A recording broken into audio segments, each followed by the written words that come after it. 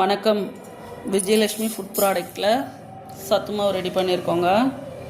நம்மளது காலி ஆகிடுச்சு. மறுபடியும் இப்போ அரைக்கிறோம். இங்கே பாருங்கள், முளைக்கட்டின ராகி, கோதுமை, பச்சை பயிறு, கொண்டக்கடலை, கொள்ளு, கருப்பு உளுந்து, கோதுமை எல்லாமே, பாதாம் கூட நாங்கள் முளைக்கட்டி ரெடி பண்ணுறோங்க.